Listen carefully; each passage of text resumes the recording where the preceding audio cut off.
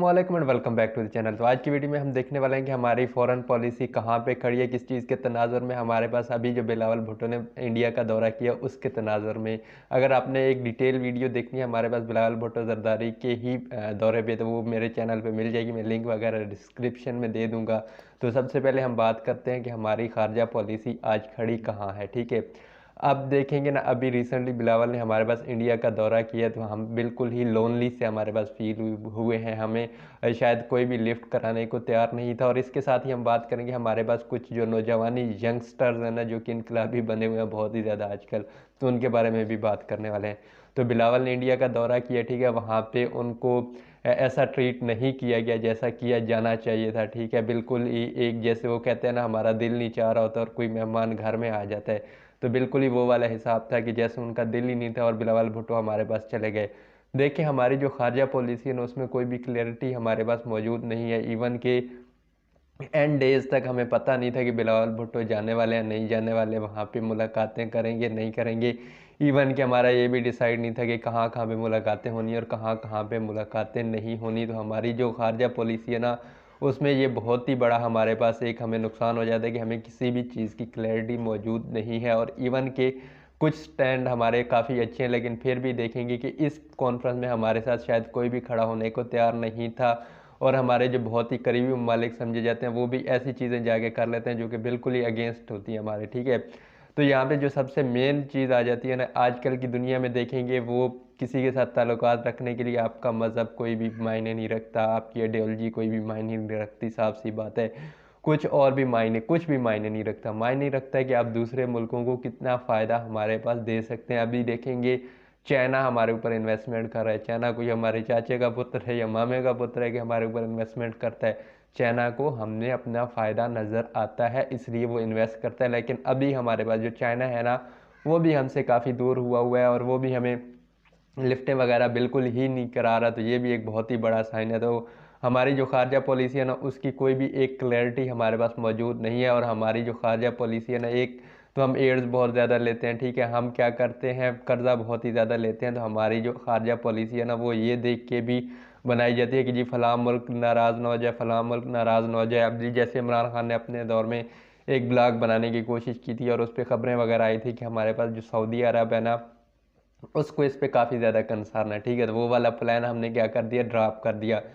तो हम ये देखते हैं कि सबसे पहले हमारा कौन सा दोस्त मुल्क नाराज़ हो जाएगा, कौन सा नहीं होगा। जैसे आम ज़िंदगी में हम बात करते हैं ना, या काम करते हैं, फ़लाँ बंदा क्या सोचेगा, फ़लाँ बंदा क्या सोचेगा, फ़लाँ रिश्तेदार क्या कहेगा, फ़लाँ रिश्तेदार नाराज़ ना हो जाए। तो हमारी खारजा पॉलिसी का भी सेम उसी तरह असर है कि यहाँ पे देखा जाता है कि फ़लाँ क्या करेगा, फ़लाँ ना नाराज़ हो जाए, ये ना नाराज़ हो जाए। तो ये वाली चीज़ें हमारे पास देखी जाती हैं। और हमारे पास जो फॉरेन मिनिस्टर लगाया जाता है ना, वो भी कोई मतलब अभी हमारे पास पड़ोस का ही फॉरेन मिनिस्टर देख लें, उसका कितना ज़्यादा तजर्बा। और आपने एक बिल्कुल ही यंग लड़का उठा के, चलो अच्छी बात है, यंग बच्चों को हमारे पास देनी चाहिए, लेकिन उसकी सीवी क्या है, ठीक है, उसके पास क्वालिफ़िकेशंस क्या हैं, उसकी जो रिज्यूम है उसमें कुछ तो ऐसा होना चाहिए जिसकी बिना पर आप उसे एक इतनी बड़ी जॉब दे रहे हैं। ठीक है, तो ये वाली चीज़ भी है कि हमारे पास जो फॉरेन डिपार्टमेंट है उसमें भी कत्ले आम होता है मेरिट का। और ऐसे होता है कि लोगों को खुश करने के लिए वहाँ पे लगा दिया जाता है। और वहाँ पे मिनिस्ट्रीज़, अव्वल तो सारी मिनिस्ट्रीज ही ऐसी होती हैं, जैसे हमारे पास ये साइंस और टेक्नोलॉजी वाली मिनिस्ट्री है ना, ऐसे बंदे को लगाया होता है जिसको कख भी पता नहीं होता।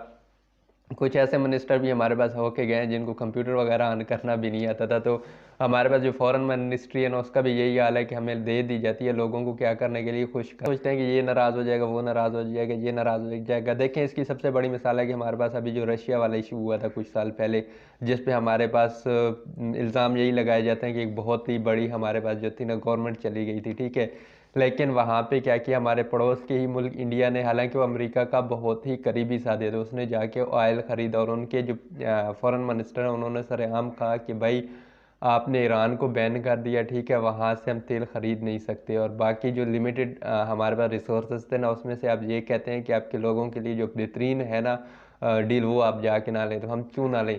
तो उन्होंने यहाँ पे क्या सोचा, अपनी आवाम का सोचा, अपने जो रिसोर्सेज थे ना उनका सोचा।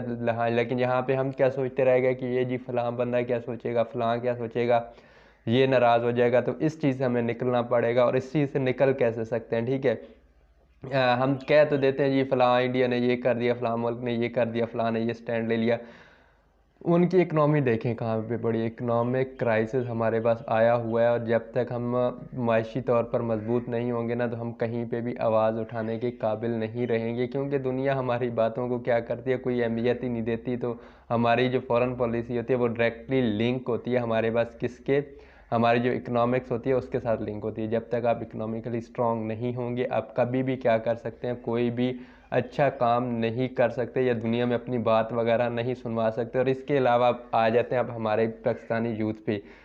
ठीक है, इदारे जहाँ पे गलत है वहाँ पे तनकीद वगैरह बनती है और काफ़ी अच्छे से करनी भी चाहिए, लेकिन आप अपनी 75 ईयर्स की जो हमारी क्या कहते हैं तारीख़ है ना, उसकी तजलील नहीं कर सकते। ठीक है, आपने करनी है तनकीद वगैरह करें, अच्छे से तनकीद करें, मतलब दिल खोल के करें, डंके की चोट पे करें, लेकिन ऐसे ना करें कि अब जैसे मेरे कुछ पीटीआई वाले दोस्त हैं, ठीक है, यही बातें जो आजकल वो हमारे इदारों के बारे में कह रहे हैं, जब कुछ अर्सा पहले नून लीग वाले कहा करते थे तो ये कहते थे गद्दार हैं, ये हैं, वो हैं। तो ये डुअल मेयार हमारे पास नहीं होता। आपने तनकीद करनी है, एक हद में रह के करें, जहाँ पे तनकीद बनती है वहाँ पे करें, ठीक है। ऐसे नहीं कि अब छोटी छोटी बातों को उठा के अपनी जो 75 साल सॉरी हमारे पास तारीख है ना, उसका ही तजलील करना शुरू कर दे। तनकीद करना हर किसी का हक है, इदारे में भी थोड़ी बहुत गलतियाँ होती हैं, लेकिन ये नहीं होता कि आप बिल्कुल ही तजलील करना शुरू कर दें, आप उनके पर्सनल हो जाएं, ठीक है, उनकी माँ बहनों पे चले जाएं। इस तरह की चीज़ें काफ़ी देखने को मिलती हैं दोनों तरफ से। हमारे पास जो सियासी वर्कर है ना, दोनों पार्टीज़ की, दोनों नहीं तीनों चारों पार्टीज़ की, तो ये वाली चीज़ हमारे पास बहुत ही बुरी हो जाती है। और कल जो चीज़ आपके लिए अच्छी थी, ठीक है, जिसको आप बहुत ही अच्छा कहते थे, वो एकदम इतनी बुरी चीज़ें क्यों हो गई हमारे पास, ये भी सोचना चाहिए। ये नहीं कि अगर कोई चीज़ आपको सूट नहीं कर रही ना, तो वो बुरी हो गई, पाकिस्तान के ख़िलाफ़ हो गई। अगर वही चीज़ आपको सूट कर रही है तो वो अच्छी हो गई और पाकिस्तान के लिए भी अच्छी हो गई। तो ये वाली चीज़ नहीं होती। रियासत यहाँ पे एक फ़र्द पे नहीं चलती, ठीक है, कोई एक फ़र्द रियासत नहीं होता और कोई भी रियासत से बड़ा नहीं होता। आप लोगों ने तनकीद करनी है, बेशक करें। अभी बिलावल पे तनकीद कर रहे हैं, करें, ठीक है, लेकिन आपका जो मुल्क है ना, उसकी तजलील ना करें कम अज़ कम। ये ना करें कि जी हमारा मुल्क ये है। 75 ईयर्स की आप लोगों की तारीख़ है, वो भी उठा के देख लें, ठीक है। ठीक है, अभी बुरे हालात हैं हमारे पास, लेकिन कभी अच्छे हालात भी थे और कभी उन पे भी बुरे हालात थे। तो ये नहीं होता कि आप अपने ही इदारों की और अपने ही मुल्क की उठा के तजलील करना शुरू कर दें। इवन कि अपने जो आपके फाउंडर थे उसकी उठा के तजलील शुरू कर दें। 2 किताबें तो आपने पढ़ी नहीं होती, फेसबुक के लाइक्स और शेयर्स के लिए आप क्या कर लेते हैं, चीज़ों को शेयर कर रहे होते हैं। आप जहाँ से उठाते हैं जी फेसबुक पे, ये जी हमारे पास तहरीर है, उस पर बहुत ही ज़्यादा लाइक्स वगैरह आ रहे हैं, तो आप उसको उठा के शेयर कर देते हैं। तो ऐसे नहीं होता, थोड़ी सी तारीख जाके पढ़ लें। और मुझे उम्मीद है ये जो लोग कर रहे होते हैं ना, उन्होंने 2 किताबें भी नहीं पढ़ी होती। हैं हमारे पास गलतियां हैं, फिर भी मानता हूँ, लेकिन आप ऐसे नफ़रत नहीं कर सकते और नफ़रत नहीं फैला सकते। आप जो तरीने वगैरह शेयर कर रहे होते हैं ना, उनमें वाज़ह नफ़रत का जो आंसर होता है ना, नज़र आ रहा होता है, ठीक है। तो ये वाली चीज़ें नहीं होती। तो उम्मीद है आपको समझ आ गई होगी। अगर समझ आ गई है तो वही लाइक शेयर और सब्सक्राइब ज़रूर कीजिएगा, और मिलते हैं अगली किसी ऐसी ही वीडियो में। तब तक के लिए अल्लाह हाफ़िज़।